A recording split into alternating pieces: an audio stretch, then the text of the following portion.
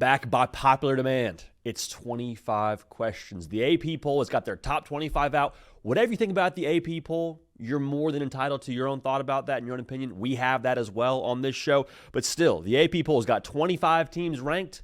We've got 25 questions from our very own Caden Smith, two-time All-Sun Belt safety, alley runner extraordinaire. One question for each team. Make sure you're subscribed. College football year-round. Cato, I'm excited to get into this, man. Last week was nothing short of cinema. Really fired up for this, man. How we doing? We're doing good, man. It was an electric weekend of college football. I think you could agree. Just some amazing games. So that gives us a lot to talk about for sure for this top 25. So pumped to do it again. Let's do it, baby. Back by popular demand, as you mentioned. Let's do it, man. Let's do it. Let's get right into it. I know you wanted to go 1 all the way down to 25. Not a ton of change at the top of this, but excited to hear what your thoughts are and questions are and kind of kick this around a little bit. Yeah, so Ohio State stays at the top of these rankings, number 1 team in the country. 9 catches, 170 yards, 2 touchdowns for Jeremiah Smith on Saturday. If you could draft the rights to Jeremiah Smith and ensure him on your team in 2027, where do you think that pick would go in the upcoming 2026 draft? I think he goes in the top 5. I think the skill set, I think what receivers are now at the professional level too, the value of that position is only growing. We're seeing that translate on some of these contracts these guys are getting. So if you can get Jeremiah Smith the rights to that pick in this upcoming draft, I think you'd see it go in the top 5. Now, I'm not an NFL guy, so I don't have like all the working knowledge around that. But Cato, everyone with eyeballs watches that dude play football, and they're like, yeah, that's different. Yeah, that's the G word gets thrown around a lot, generational, but I think he probably fits into that mold as much as anybody else does that's playing the sport right now. Yeah, I think when you look at just roster construction too, it really depends on what you've got. Like, if you're drafting the rights to him now, that means you have a whole year to be bad again and maybe pick at the top again. Yeah. So it's like if you don't have a quarterback, if you don't have a left tackle or an edge, like, or if you have a couple of those things, you can kind of justify him maybe at 1 depending on how your roster is built. So, and Cato, I'm still waiting for him to have like that wow, Jeremiah Smith went nuts kind of game. And I understand it's still early in the season. I know you don't need that against Ohio, but I think when we get into these games in October and November where the chips are stacked a little bit more, I think we're going to see the Jeremiah Smith show get back up started. Yeah, I wouldn't be surprised if I saw that stat line from him from a bigger team, a Power 4 team, a better opponent. Nothing would surprise us, I think, about Jeremiah at this point. But number 2, Penn State, after the grueling start to their schedule with Nevada, FIU, and Villanova, they're officially on a bye week before Oregon comes to town. Can you give us your early thoughts on how you think Penn State matches up with the Ducks here in 2 weeks? I feel like what you just said is a good filter for us to assess that game. Like, Penn State's season starts next week. You know, they haven't played anybody, and so Nick Saban said something on the Pat McAfee show on Friday. He's like, fans hate going to those games.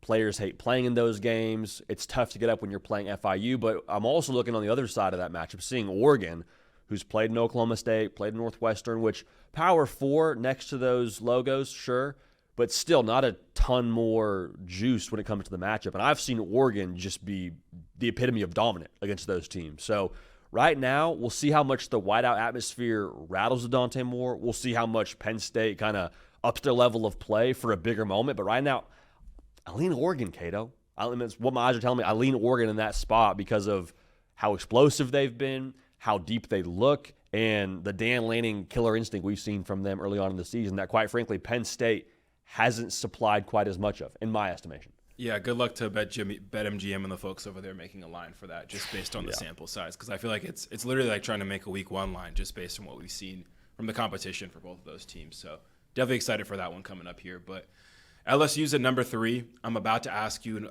a question about the offense, so please don't give me the Brian Kelly treatment here, if you don't mind. I don't want you. I might, don't call me spoiled, please. But LSU currently ranks second to last in yards and last in points per game in the SEC. Do you have any worries about the offense of your national champion pick? Hey, we play to win the game. There's one game, to quote Brian Kelly. I am at the point where I'm not concerned just yet.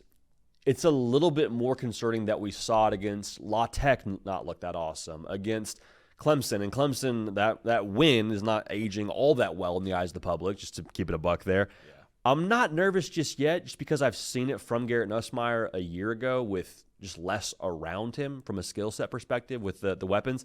I think it's a thing, though, like if we get into the month of October and we're sitting here, Cato, on October 15th, staring down the barrel of Halloween in 2 weeks, and we're like, hey, what's up with LSU's offense? Like if we don't see it start to pick up here soon, then I'll get nervous. But 3 weeks, 3 games, a couple of new pieces on the portal side there with guys they're working with, new offensive line for the most part they're working with. I'm going to give them credit for winning games, but if we don't see some more explosiveness in the future, yeah, I will get nervous. So not nervous yet, though. Yeah, I think the defense does a good job of supplementing any of those early shortcomings for the offense. So it's good that they have each other's back. And I think if they can play complementary football all season long, then that's when your prediction, your forecast for the Tigers looks very, very good. Number 4, Miami. Hurricanes win again. Following another loss to Clemson and a Miami win, are the Hurricanes firmly in the driver's seat of the ACC title race in your eyes? There's a fly just all over the place here, man. It's just trying to rattle us, dude. It's the external trying to rattle us. Just like the externals are trying to rattle Miami right now. Because last year it rattled Miami when we got them up into the, that tier where it's like, hey, if Miami just wins out, if Miami just controls their own destiny here, I know they dropped one here, that's fine. But Miami, if you just beat Georgia Tech, beat Syracuse, and then what happens, and they end up finding themselves on the outside looking in at 10-2 of the college football playoff. Cato, doesn't it feel like a more trustworthy Miami team? Oh, yeah. I think just the trenches alone, the defensive alone, I think make them a lot more trustworthy. And I think even it might sound crazy, I love Cam Ward. He was my favorite player to watch last year, but his play style almost caused it's why I liked watching him play, because it was a little stressful to watch him go from nonchalant standing in the pocket to running for his life and making something crazy happen. Like even with Carson Beck back there with just his play style, it seems a little more trusting that they're not flying as close to the sun week in and week out. It just feels what you said. It feels more controlled. It feels more adult. It feels more like, okay, I know what I'm getting and I'm not sweating profusely. Like I just ate a habanero pepper every single, I know what I'm getting with Miami. And I know it's been a couple of games, but they went into that USF game, and if it was going to be a little more sporadic, a little more immature, USF would have given them a tougher game. And then Miami won handily. I mean, the weather delay, if Miami wasn't mature and adult about themselves, maybe would have messed around a little bit in that second half against USF and just handle business, wipe our hands of that, on to the next. I like the Miami team, Cato. I think they are in the driver's seat for the ACC, especially with what we're seeing out of Clemson. Yeah, for sure. They look great. Number 5 ranked team in the country, the Georgia Bulldogs, probably just played in the game of the year, I think a lot would say. What impressed you the most and worried you the most about what you saw from Georgia in their win against Tennessee on Saturday? I'll start with what worried me, and I think we're probably in lockstep here, Cato. I know Josh Heupel has a Hogwarts degree with how he dials it up offensively. Wizard. But, dude, 371 from an opposing quarterback?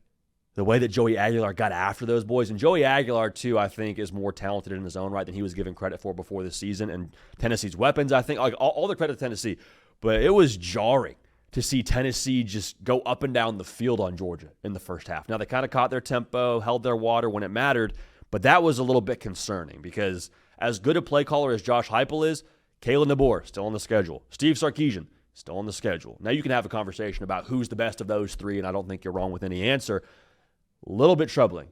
Exciting, though, Gunnar Stockton out there dropping dimes. 304 yards. I know Tennessee was down a couple starters in the secondary, but still, to see them push the ball downfield and show some explosiveness, that was exciting to me from the visor quarterback out there in Athens. Your take on this, Cato? Yeah, I think them being able to win that style of fight is very scary for the rest of the SEC. If it's like a situation where you can be like, hey, we'll just let Gunnar Stockton try to beat us. He just did that. Yeah. So that's a little jarring too. I think the SEC in general though, it's going to be very interesting. I think this is a good talent matchup across the board. So Jimmy's and Joe's looks pretty even, I think, across the top of the SEC, and it's going to come down to the X's and O's. So I'm excited to see who can scheme around who at the top of the conference, because that's what I think it'll come down to. I think Josh Heupel showed there's some chinks in the armor as far as being able to scheme up against this Georgia defense, because they don't have 11 guys that are going to all play on Sundays probably necessarily right now if you project it. But I think them, Alabama, Texas, not all of them are complete teams, I think. And I think once they play each other in these matchup games, really excited about the X's and O's there. Number 6 ranked team in the country, the Oregon Ducks. After Oregon put in their backups, after a 31-point lead and a 27.5-point spread, will you ever bet on the Ducks to cover again this season? I'm ready to get hurt again. I am ready to get hurt again with Oregon, dude. They just have that killer instinct. And the third string got in there, and I don't want to say the killer instinct was lost, but just a couple of breaks here and there, us both holding that minus 27.5 card for Oregon. Dude, I think they're the real deal. Like, them being at 6 in this poll, I think is laughable. I understand they haven't played anybody, but the depth, the aggression and creativity from Will Stein on offense, he's a future head coach. I love Oregon this year, dude. So I will absolutely, willingly take my heart and soul as a gambler and put it on the table for Oregon to just sprinkle some salt on that thing and put me in pain on a Saturday afternoon if they don't get it done. Because I think it's going to be an anomaly for them, Cato. I think they're going to be a pretty good blanket on the coverage side here for us going forward. I was right there with you, and I think I'm just going to be a money line guy. Okay, that's not wrong. That's not wrong. If he's going to be throwing his third string quarterback there at the end, that one hurt. But yeah. Moving on, number 7 ranked team in the country, moving up without playing a game, the Florida State Seminoles. What were your thoughts on FSU war chants breaking out during Kalen DeBoer's interview during College Game Day this week? Heady play by the folks out there in Knoxville. When Kalen DeBoer's on the field and you just right away you hear it. And it took me a second to understand what was going on because I was like, they're not in Tallahassee. Florida State doesn't play today. Oh, they're just trolling my guy through the AirPods while he's on the field in Tuscaloosa. Crazy work. The AP is doing us no favors here, Cato, because we got chirped. I got chirped having FSU outside my top 10 last week, had him in the top 10 this week, and then the AP puts him up to number 7, and it's like we're just going to be compared to the AP as having Florida State too low on our poll. But heady play by the folks in Knoxville. Florida State, dude, you imagine we get a Florida State-Miami ACC title game? Oh. Cinematic. That'd be fun. That'd be crazy. No, top-tier troll job from the folks at Tennessee, so kudos to them. Number 8, the moment we've all been waiting for, Texas Longhorns. Arch Manning did not look good against UTEP, and the Texas offense even got booed at one point in DKR.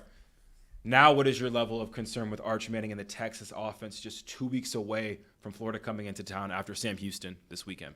So if I'm the Texas guy in my college football group chat, if that were me, I am making the proper moves within that group chat to give myself as soft a landing as possible to where if Arch Manning does go to the swamp and looks how he's looked so far this season against very quietly now one of the better defenses in college football in Florida, I'm making some moves in that group chat to, again, kind of soften the blow of what's inevitably coming. Because if you're that Texas guy in the group chat, I'm sure you've been saying stuff like, hey, man, Quinn's gone. We got Arch Manning now. We got a real quarterback now who's going to make throws downfield, and he's going to do stuff with his legs. His last name is Manning. And now all of those chickens coming home to roost, Cato. So I'm starting to say things like, hey, Arch Manning didn't look great today. I'm starting to beat people to the punch so I don't just get trolled the entirety of this upcoming Saturday or 2 Saturdays from now, I guess, when you play Florida. That would be my move. I'm still holding this thing with open hands. Concern level is growing. I don't know if I'm defined as concerned just yet, but concern level is growing. I did not have this on the bingo card of him just not looking QB1-ish against these teams that are pretty lackluster in the UTEP and so on and so forth. Yeah, I think that my concern level is very high. And I think it's high because it's funny because we had a similar conversation around DJ Lagway this offseason about him being hurt and missing out on practice reps that other quarterbacks in the SEC are now getting better than him in the offseason. Well, in the season, we're seeing that now with Arch Manning. It is hard. Is it concerning? Yes. It's more concerning. This fly is going to get a You're battling. You're battling through this thing, dude. A tag on social media. But I think when you look at Marcel Reed going toe-to-toe in South Bend with a Notre Dame team and playing to his absolute ceiling, Gunnar Stockton, Joey Aguilar, Ty Simpson look excellent this week. The Arch stuff is concerning. It's even more concerning because it looks like other teams, this is a plus for them. And it's looking like a minus for Texas. And this is the most important position. So Sark, potential best coaching job ever on the line if Arch just continues to play like this and he can find ways to manufacture the offense and their defense can help them win. But I think the most concerning thing may be about Arch Manning is everyone else, all of his peers in the conference are getting better. while he's staying the same on just not looking good, like not making the simple reads, the simple throws against teams that they should be beating the brakes off. I think the worry is very, very high, no matter how much better he gets in the next week, because everyone else around him is seemingly getting better. And the concern for me, Cato, to go in line with what you just said, our take on this with having Texas as one of the top teams in college football going into the season was, well, if Arch can just be mid, Texas around him is good. Arch is not just mid right now. Arch is at a point where like he is hurting what they have on that roster around him. So whatever you think about Texas and how good that D-line is and how good the weapons are from what Sark always has in his receiver room and the running back room and how the offensive line is, like none of that matters if you don't have a guy that can truly make it go. So I'm curious to see, Cato, when they go to the Swamp, how conservative does Sark get with Arch Manning? Is it, hey, Arch, we don't want to put this game on you. We're going to run it, shoot 30, 40 times and just try to impose our will and wear down this Florida team and win a rock? Or is it a situation where it's like, no, dude, we need you to throw the ball for us, and it's kind of a moment of truth for all of us? It's jarring. It's very jarring because him being a minus was never something I had on my scorecard. Maybe being average, take some time, sure, but a minus? This team could miss the college football playoff, Cato, with their schedule. A&M looks good. Oklahoma looks good. They got to go to Florida, and Florida's going to be in desperation mode. Like Gotta play Georgia, yeah. Play Georgia. It's not a layup, dude. It's not. No, it's Steve Sarkisian's job between now and Florida to figure out how much he's going to put on his plate, because the 3-week sample size does not look good. I don't expect the 4th week to look – it could look astronomically better, but it's still – they got to get together and be like, hey, man, what are you comfortable with? He keeps saying, I know I'm better than this, and like that's – We all agree, Arch. We know you're better than this too, but you're not playing better than this. And at a certain point, we got to get the ball out of your hands in the passing game and maybe lean more into the run game and become a run first, run heavy, nosebleed kind of operation. And we work off the play action pass maybe, and that's where we make our hay. That'd be very interesting to watch Arch get turned into pretty much like a uber talented system quarterback. But it's about wins and losses, and I think they're definitely in that spot now where it's getting close to crunch time in this SEC schedule, and they've got to figure it out. He's got to figure it out. If I can just say one more thing here, Caleb, before we move on. When we saw the Ohio State game happen, I was like, okay, I know he can physically do some of the things that he's not doing. It looks like it's upstairs. The further we go into this Arch Manning experience, the tune is changing for me from I know he can do it. If it's upstairs, that's okay, to hey, if it's upstairs, if it's a neck up situation and we're just having trouble and we're playing tight, whatever, it's not getting easier going to Florida, Red River, the A&M. Like there's a Georgia, like a bunch of games where you're like, man, that game in Athens, if it's a upstairs thing right now for Arch Manning, I don't care if we can throw the ball a certain way in shorts and a T-shirt with no rush. It's becoming a mental game, and it's concerning for me as we get further and further into this, because that should be fixed when you play the UTEP and the San Jose State. Yeah, I know people are getting into his mechanics now, and he's just opening himself up to get completely dissected, kind of like we are now, and kind of how this fly is right now for me. But yeah, man, we'll see. Big one coming up in 2 weeks in the Swamp. But let's move on to Illinois, the number 9 ranked team in the country. They go to number 19 Indiana this weekend. If they win, is the torch officially passed to the Fighting Illini as the premier backdoor Big Ten playoff team? Ooh, I like this one. I'll say yes. Because of the schedule, because of Luke Altmaier, because of Brett Bielema. There's a lot of things that I think, similar to what we said about Miami, that is trustworthy about Illinois. And if you beat Indiana, that's one of those moments that I think a lot of people are going to be kind of dialed into that game, which having Illinois-Indiana as a game we're dialed into is just refreshing in the world of college football. Still want to see them against the big dogs in the conference, but I do think what you just said is the case. They beat Indiana, torch passed, backdoor Big Ten team, Illinois. Let's go. It'd be so funny if this was just like the dichotomy of the Big Ten moving forward. And this is why I want to go back to divisions personally in a lot of these conferences. Yeah. Can a conference from a talent perspective only be so top heavy, and then there will always be a scrappy kind of 4th team in the mix? I think that'll be interesting to watch the next couple of years. But number 10 team in the country, Texas A&M. It's a big one they got that you predicted this weekend over Notre Dame. Big day for Marcel Reed as well. Do you think he is the most underrated quarterback in the country? Absolutely, 110%. I think a lot of people get introduced to him on that stage against Notre Dame. I think he's going to start getting some very well-deserved Heisman buzz. And honestly, Cato, with those receivers, with that backfield, he could win the freaking Heisman. There is everything in place in College Station, for my money, for Marcel Reed to make a run at this Heisman Trophy, maybe including, and most importantly, an opportunity for a Heisman moment against Texas at the end of the year. It's all about stages, right? And there's a stage there, that last game, Thanksgiving weekend, where if A&M ends up beating Texas and Marcel Reed does what he did against Notre Dame, I think he could very well be in that discussion to be in New York City. And if he keeps playing like this, I mean, heck, why not Marcel Reed to hoist Heisman Trophy? For sure. Just an awesome player, man. I know he put a lot of people on watch because I had a couple group chats that were like, yo, who's this Marcel Reed guy? Marcel Reed, I wasn't familiar with your game. So I think he definitely put college football on notice, put the SEC on notice for sure, like a lot of other people in the SEC have this college football season, including number 11, Oklahoma. What do you want to see from Oklahoma this weekend in their first SEC game as they host number 22 ranked Auburn in Norman? I want to see that same temperature we saw from them against Michigan. Because the Michigan game, we say this for a lot of teams, Cato, but it's not hard to get up when College game day is in town. Yeah. And it's not hard when it's all the buzz around Brent Venables and his first real test for this John Mateer era. But it's like, okay, now you do it against your opposing or your quarterback from last year, who's now the opposing quarterback coming into this thing. What do you look like when there's not quite as much buzz around a game like this? Now, still a ranked matchup. We'll talk about Auburn later. Want to see that same sense of urgency. That's what the best teams do. The teams that win games in November do. Want to see that from Oklahoma. Can you carry it over after everyone's talking about you and people are talking about you as a fringe top 10 team? Some people have you even as high as number 6, and they're nothing but ball rankings. I digress.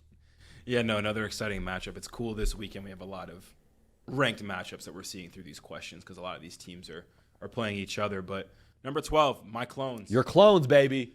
Iowa Cyclones led just 17-10 at halftime against Arkansas State before ultimately winning that game 24-16. Do you worry at all about Iowa State's play style as they try to navigate through the Big 12 this season? I don't worry about it in the sense of I don't know who else is going to push Iowa State into a shootout with that defense. Because the defense is built to complement the offense, as you well know, Cato, they play the 3 high and they keep it all in front of them. Like, this team is built to win a gross, ugly street fight kind of game. And with that quarterback, Rocco Becht, he's probably not going to put you in a situation where you're back against the wall. If you're he's going to do the right things to help the defense. So the Big 12 is just so nuts. I think Iowa State is probably the most trustworthy team in that conference right now. Yeah, it's so interesting. Obviously, like we love the Big 12 and that brand of ball there, and there's so many different brands of ball, such good quarterback play. I think it's going to be awesome just to week in and week out watch what Iowa State has. They might play in some closer games. They might not be blowing teams out, but like if they're just win after win after win, could see them in the playoff. We'll see. Number 13, Ole Miss. Whew. Trinidad Chambliss, JD. He looked excellent in place of an injured Austin Simmons. I got to go through his stats here. Completed 72% of his 29 pass attempts for 252 yards and a touchdown. No interceptions. Also ran the ball 15 times, 62 yards, 2 scores on the ground against Arkansas. Just a masterpiece. Should Lane Kiffin consider a quarterback change? I was about to say, how do you turn away from a guy like that? After a performance like that, you're really going to say, and Austin Simmons now, mind you, against Kentucky, didn't look like all that awesome. Couple of early interceptions, and you got a dude in Trinidad Chambliss that goes out and does that. I think you ride the hot hand, man. I think you ride the hot hand. Maybe you give Austin Simmons a couple of reps as well and a chance to sort of maybe win his job back. I would go with Trinidad Chambliss personally here, Cato. It looks different. Like, if you haven't watched the highlights of that game, people watching this one, go back and watch that. He looks just different. He's a small school guy who came in for his last year. He runs the ball with some juice, like his confidence. Like, he looks good, man, and his name's Trinidad Chambliss. So Trinidad. Kind of easy to get behind for sure, but another team that's climbing up the rankings now after a disappointing week 1, Alabama, number 14 in the country. Ty Simpson has now looked awesome in 2 straight weeks now. How much do you trust Simpson now compared to week 1 to lead Bama to the CFP? I trust him more enough to let him borrow my car, not enough to date my daughter. You know what I'm saying? I trust the guy when it comes to him pushing the – I like the moxie, the confidence, and I have to almost slow myself down a little bit because Ty Simpson's doing all the things that personally as a college football fan get me excited. Just stepping into throws with someone popping them in the mouth, rolling out and finding someone downfield, making the creative plays, but also playing within the structure of Kalen DeBoer and Ryan Grubb's system. I love all that, but also I'm like, JD, remember, it's Wisconsin. What happens when you go play Georgia and a potentially gettable now Kirby Smart secondary, which is wild to say out loud? Trust Ty Simpson. I don't trust him that much just yet. Yeah, no, as someone whose high school girlfriend's dad let them drive the car to prom. Whoa. Really resonated with that analogy. I don't know if that makes me a CFP level college or high school boyfriend, but I think it does, dude. hopefully Ty Simpson can get to that level. I think you're believe that in guy. you, Ty. I believe in you, Ty. You can get there. Caden Smith, Ty Simpson. Just saying. Those Far are the from current it. standings. Those are the current standings. Far from it. Number 15. Sorry, Vols. Tennessee Volunteers, heartbreaking loss.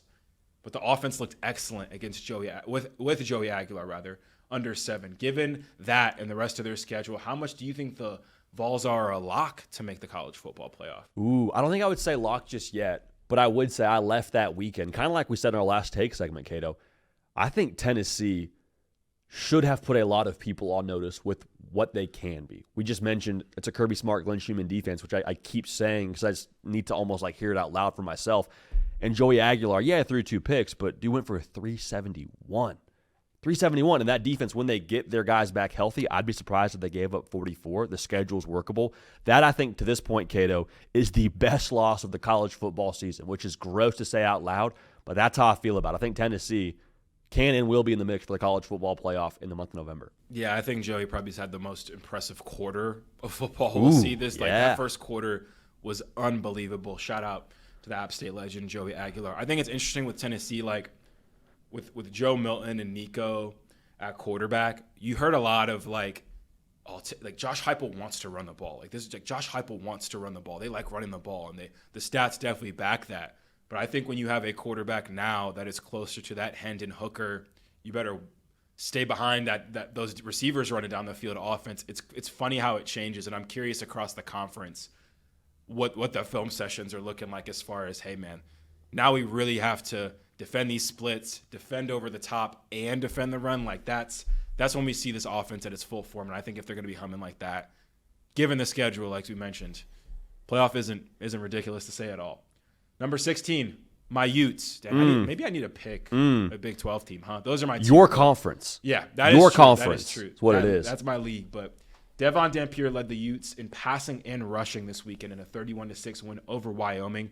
Do you think bringing in a transfer quarterback and offensive coordinator combo will be replicated in the future of college football the same way kind of Oklahoma has as well? I think it has to be. And I talked to a coach this past offseason that said something that stuck with me. He said, hey, coaches hit the portal too, especially when we're all smart human beings here. We understand that people commit to people. So if my OC goes to a certain place, there's a much greater likelihood that the quarterback and other players from that school are going to follow that offensive coordinator, 1, if they had success, 2, if they like the dude. So I think with what we're seeing at Oklahoma, what we've seen from Utah to this point, I think it's going to age well. I think we'll see it be replicated across college football for, the foreseeable future. And also just getting a transfer portal quarterback in general, Cato, we've seen how big a deal that is. What was it? A large percentage of the college football playoff field a year ago had a transfer quarterback. If you can sweeten that deal with the OC that my quarterback is familiar with, I think it's a home run. Yeah, I agree. I think if you were a big-time program that had offensive struggles like a Utah and Oklahoma did last year, look no further than who's the best in the portal at quarterback and who has a sweet offense that go with it with a coordinator. So I think those package deals, that'll be fun to watch for sure. It might be a quick cure-all in the offseason to get your offense back going. I like that.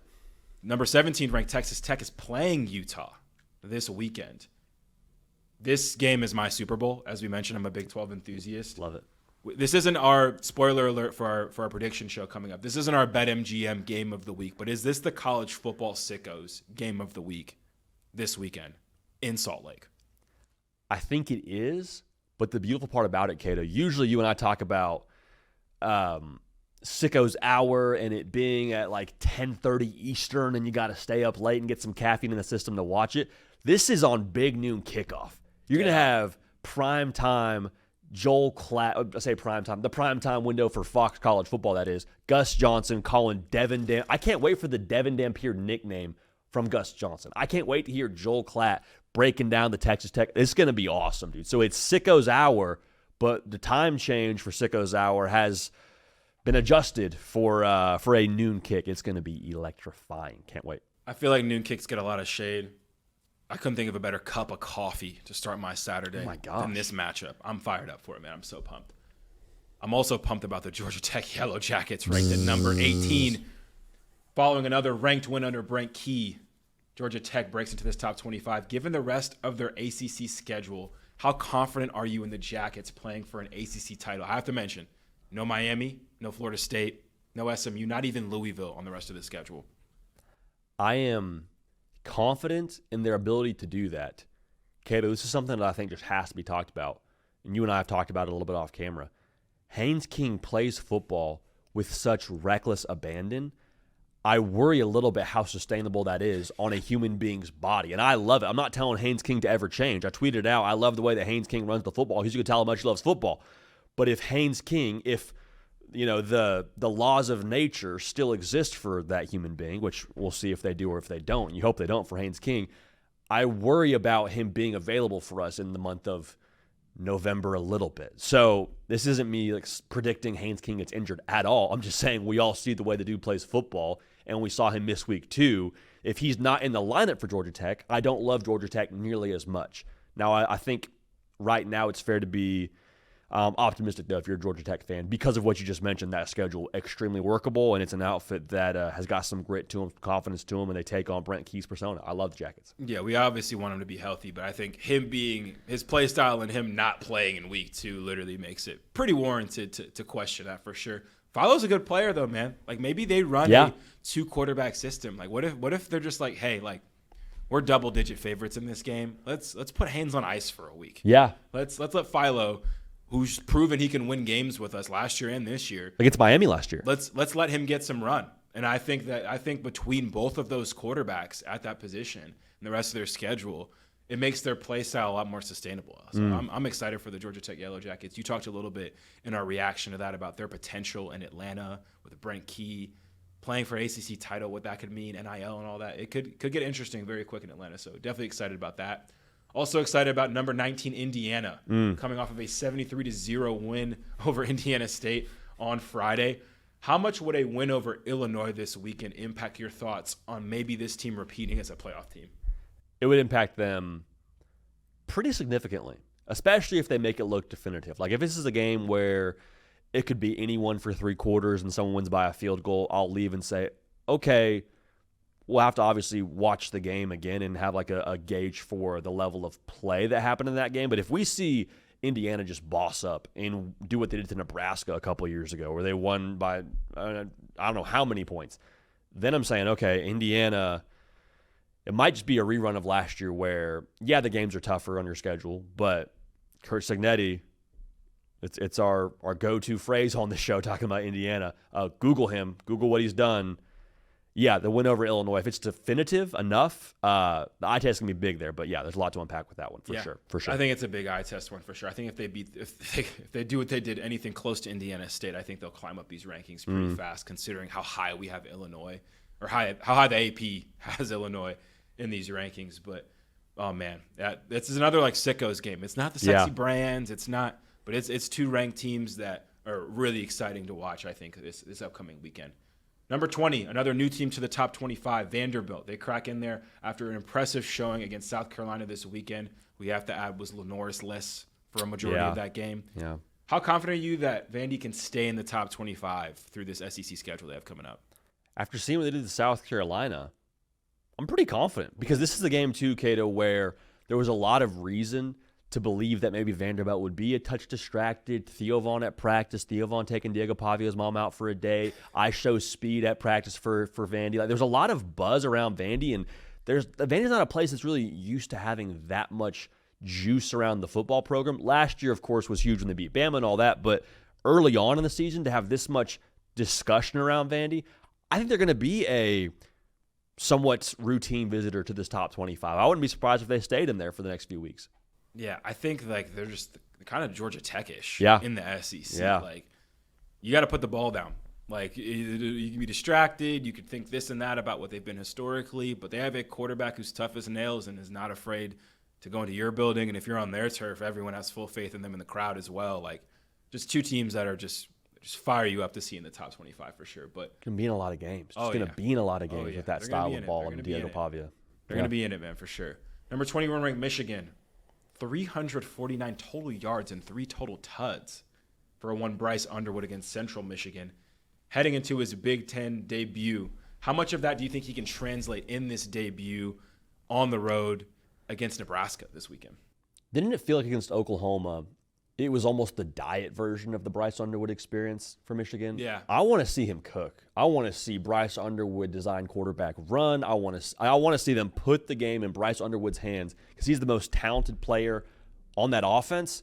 Can make a case for the whole roster. There's some guys on that defense that are pretty talented as well, but I think it's definitely on the table to see him do that against Nebraska, but I want to see Biff Poggi actually give him the opportunity to do that because I felt like there wasn't so much of that against Oklahoma. Maybe that's Oklahoma and their scheme and Brent Venables and all that, and it's the first road start for the guy.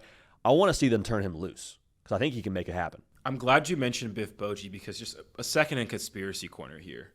I love it. I love this already. Yeah, let's do this. Interim head coach Biff Poggi, does he make that call? Like, hey, let's run Bryce, man. Because it was an anomaly when you look at his other games as far as how much he ran the ball, over 100 yards on the ground.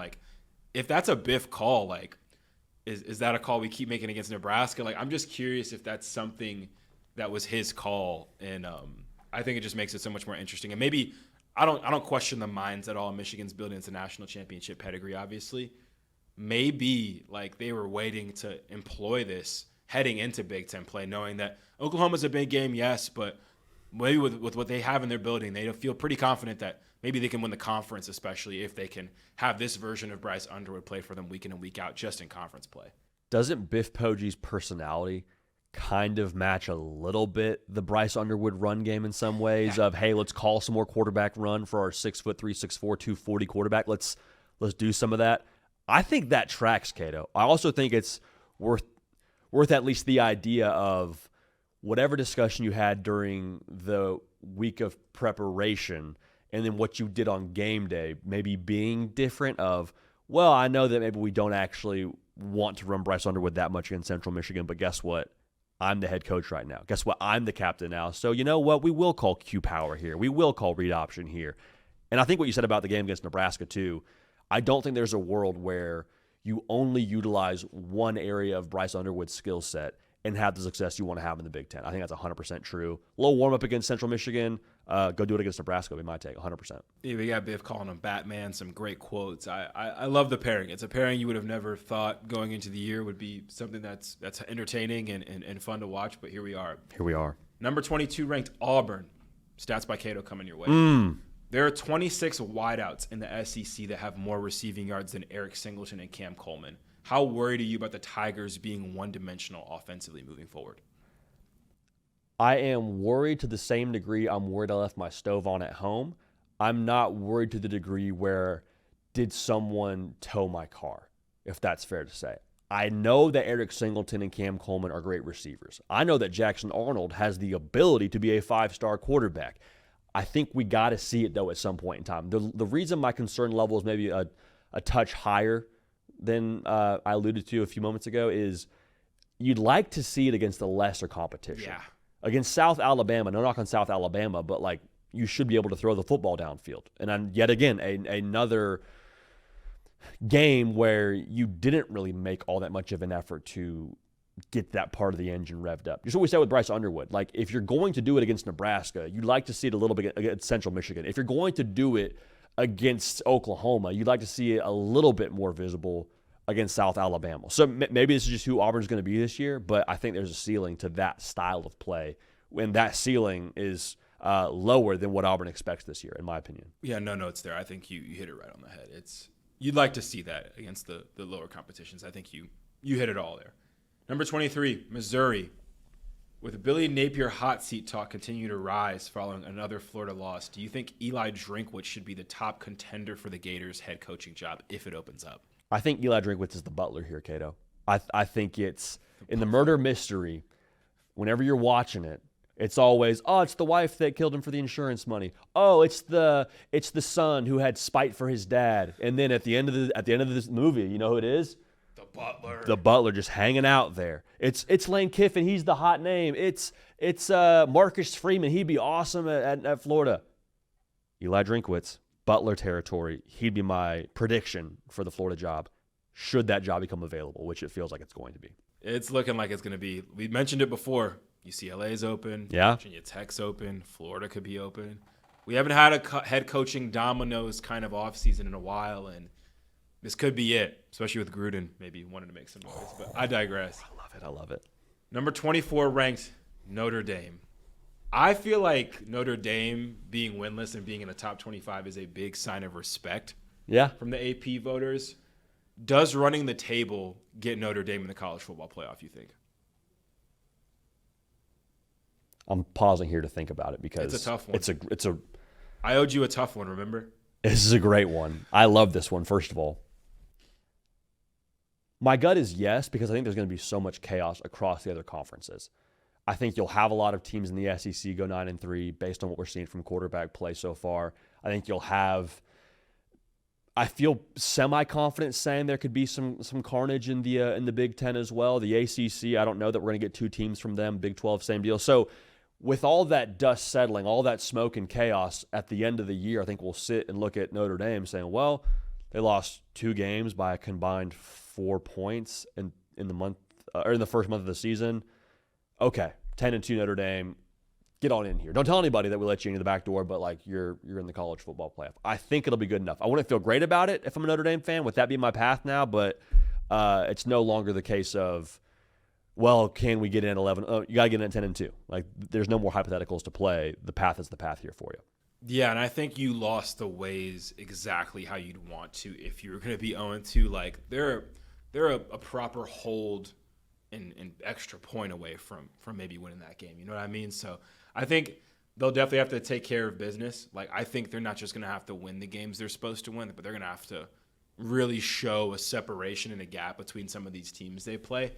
I think it's funny though. Like I might become a Notre Dame bandwagon here moving forward, because it's so fun to root for, just given that they do not control their own destiny. So you're rooting for upsets. You're rooting for top teams to lose. You're rooting for every team on your schedule to be good. And you're rooting for Notre Dame to just put belt behind every week. Like you're kind of rooting for a lot because you don't control your own destiny. And I think it's kind of the most college football-y team to root for now. It's like every time there's an upset, Notre Dame fans are going crazy. Anytime a top 10 team goes down, awesome ranked matchups. Whoever's the top, get them out of here. Like whoever's the bottom, they're just rooting for college football to be exciting in a way that would set them up for success, to where there's some 3-loss teams to kind of join the party and some teams to get down to the level with 2 losses. So I think they're kind of the wave right now to root for it as well. I think that's a great point, first of all. And I also think that how we sit right now in the month of September, now we talk about Notre Dame of, well, they are 0-2. They got to find a way to go 10-2 to have a chance. And they have an 8% chance, according to ESPN's metrics, to make the playoff. Isn't it so college football for us to say they have less than 10% chance right now, and then to fast forward the tape to the month of November, and we're talking, on, let's call it the weekend after Thanksgiving, and we're saying, yep, all the chaos happened. College football was wacky this year. Yes, everything that we thought about the year going in with quarterback play having a big impact and parity with the rosters, all that played out, and Notre Dame won out, and Notre Dame's backdoor in the playoff. That feels right on the nose. Who doesn't love an underdog? Like they're an underdog statistically making the playoffs. So I'll root for them to make the playoff. Backdoor at Notre Dame. I'll root for Marcus Freeman. Yeah, come on. We love it Marcus's way on this show. Like, have to. CJ Carr hasn't played bad. He's had a couple untimely interceptions in these games. Jeremiah Love's a monster. I do worry a little bit. I'm curious. Just quick one more. I love it.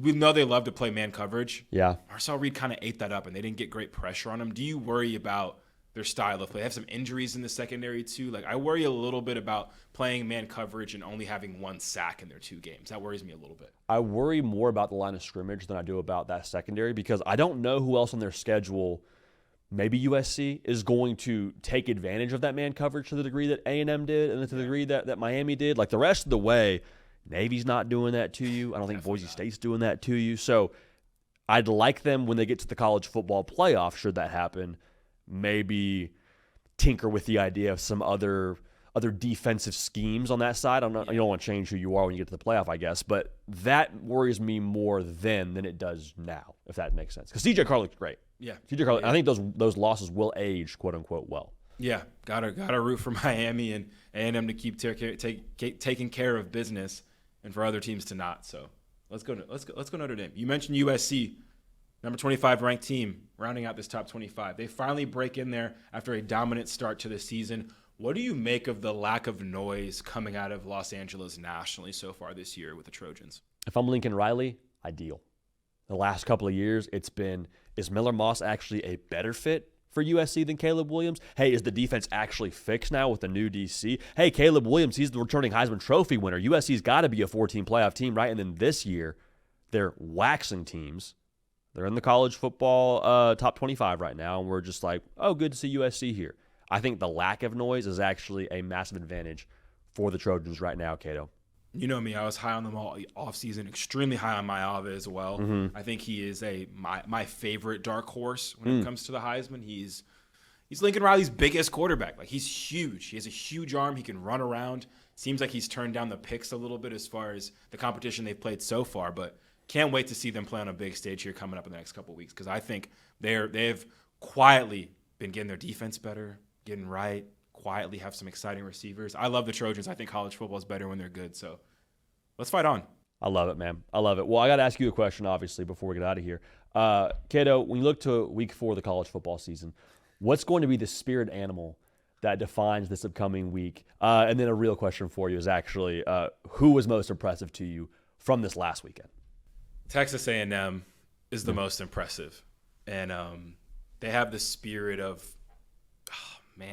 just a collie. I think it's very like Black Panther-ish, like cheetah-ish. Like they can be aggressive when they need to, but then their quarterback can be elusive and they have the passing game. To me, they look the most well-rounded.